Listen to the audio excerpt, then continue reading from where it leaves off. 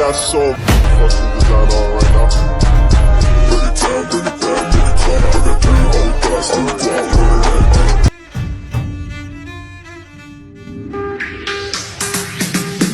Every night in my mind, I feel the rhythm of the stream. Baby, I don't deny you're the lady of my dreams. Baik, Assalamualaikum warahmatullahi wabarakatuh. Perkenalkan, nama saya Franz. Kami dari kelompok E6 akan mempresentasikan hasil dari makalah kami yang berjudul ketunaan ADHD. Langsung saja, pengertian ADHD adalah gangguan dari neurobiologis yang mempengaruhi cara seseorang mengatur atau memperhatikan energi dan perilaku.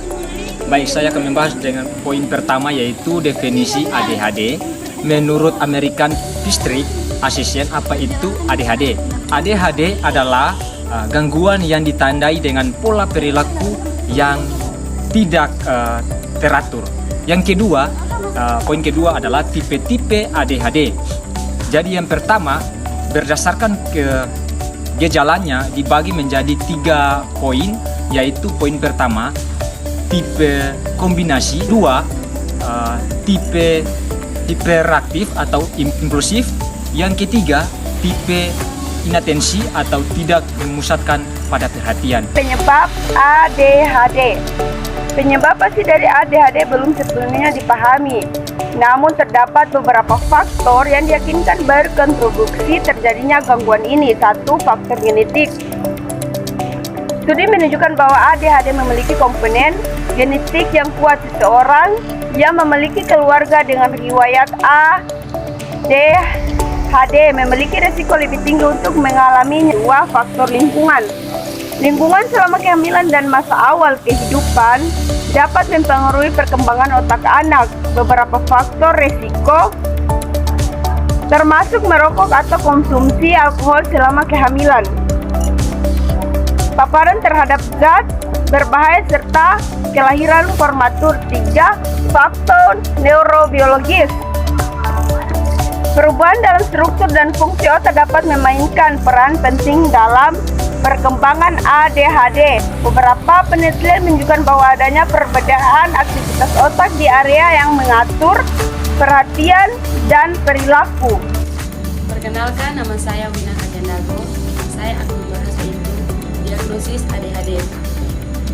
ADHD seringkali tidak terdiagnosis karena orang tua menganggap gejala yang muncul merupakan perilaku yang normal. Oleh karena itu, penting bagi orang tua untuk mengenai gejala ADHD serta perbedaannya dengan perilaku normal pada anak-anak. Diagnosis ADHD merupakan evaluasi menyeluruh dari seorang profesional medis, biasanya seorang psikiater atau psikolog anak. Proses ini melibatkan wawancara dengan orang tua, observasi perilaku anak, serta pengumpulan informasi dari sekolah atau tempat kerja setempat. Pada poin yang pertama, kriteria diagnosis. Menurut SDM 5, untuk mendiagnosis ADHD, gejala harus muncul sebelum usia 12 tahun, berlangsung lebih dari 6 bulan, dan mengganggu fungsi sosial, akademik, atau pekerjaan seseorang. Pada poin yang kedua, tes dan penilaian. Selain observasi klinis, beberapa tes psikologi seperti tes konsentrasi, tes memori, dan tes kecerdasan dapat digunakan untuk menilai tingkat gangguan perhatian. Penanganan ADHD. Penanganan ADHD melibatkan kombinasi pendekatan medis dan psikologis untuk membantu penderita mengelola gejala mereka. Berikut adalah cara dalam penanganan ADHD.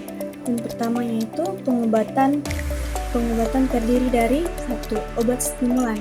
Obat stimulan seperti metilfedinat dan amfetamin sering digunakan untuk meningkatkan konsentrasi dan mengurangi hiperaktivitas. 2. Obat non-stimulan.